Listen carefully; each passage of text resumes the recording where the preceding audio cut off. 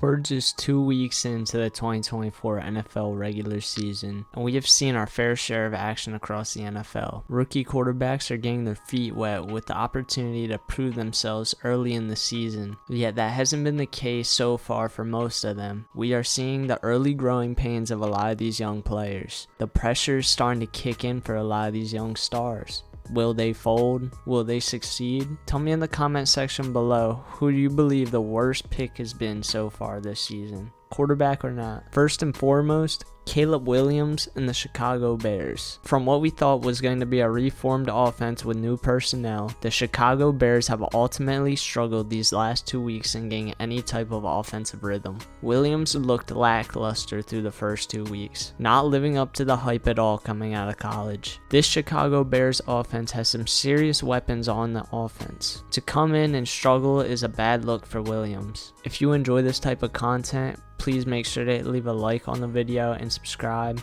I upload consistently, so make sure to hit that notification bell so you know when a new video is out. Thanks everyone, let's get back to the video. I cannot sit here and say it's all his fault though. Caleb Williams isn't getting much help from his offensive line. Against the Houston Texans, he was sacked 7 times, which is not ideal for the quarterback. Getting hit this many times doesn't allow for the offense to fully develop their plays, which leads to more simplistic play calling. This has shown to be ineffective for the Chicago Bears because they haven't been able to find any offensive success so far this season. Caleb Williams in 2 games has completed 37 passes on 66 attempts for a 56.1 completion percentage, 0 touchdowns, 2 interceptions, and 267 yards passing. This is not a good look for the number 1 overall pick in the draft, and the so-called quarterback of the future. Williams has also been pressured at an absurd rate. In just 2 games, he's faced 33 pressures. If the Chicago Bears want any type of offensive success this season, they have to fix the core offensive line. Without a solid offensive line, Williams will not be able to find success. Williams has a lot of work to do mechanics-wise, and the Chicago Bears must help him out. If both sides don't figure themselves out, they are both bound to fail. It's too early to tell what the rest of the season's going to be like, but so far, Williams is in for a rude awakening.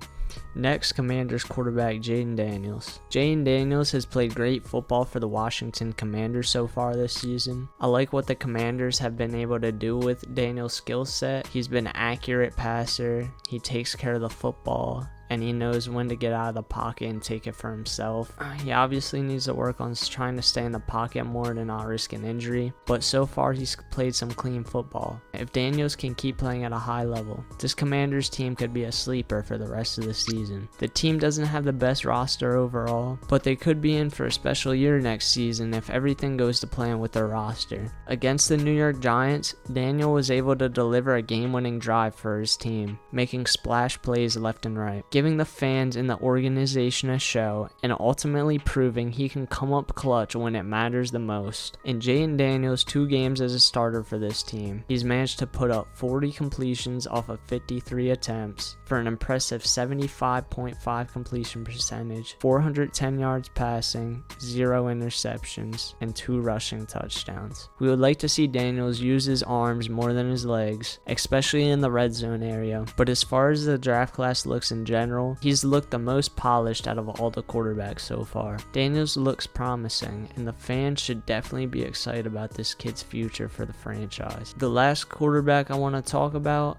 is Bo Nix. I was extremely high on Bo Nix coming out of college, and I thought he'd translate well into the NFL given his work ethic. So far, he has yet to prove me correct, as he has made some pretty boneheaded decisions so far as a quarterback. Not only that, he's been struggling to translate into an accurate passer downfield. So far through his first 2 starts, he's connected on 11 passes of 36 attempts for passes of more than 5 yards down the field. In 36 of those attempts, 4 of them have been intercepted. He's on pace to set one of the worst records in all of football. Nick's 30.6% completion rate of those tosses is the lowest in the league by a whole 6%, and it's the worst it's been in the last decade alone. On top of this, Nix has yet to throw a touchdown pass in the NFL. His accuracy from beyond 10 yards is even worse, comparing to Bryce Young of last year. This is only his first season, but this is extremely concerning considering there hasn't been much good that has come out of these last 2 games. Many analysts are calling for the benching of Nick soon, but I believe it's not the correct move for the future of this franchise. Benching the quarterback of your so-called future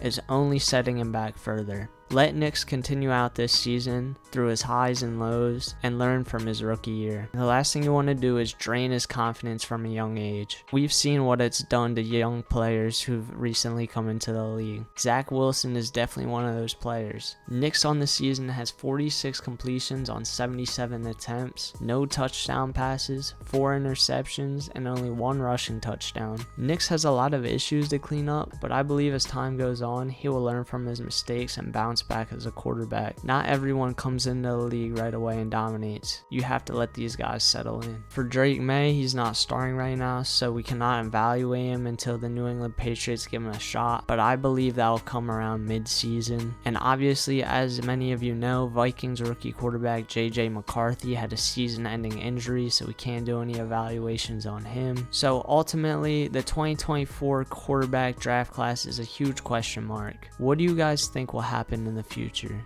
Do you believe these guys will prevail and turn things around?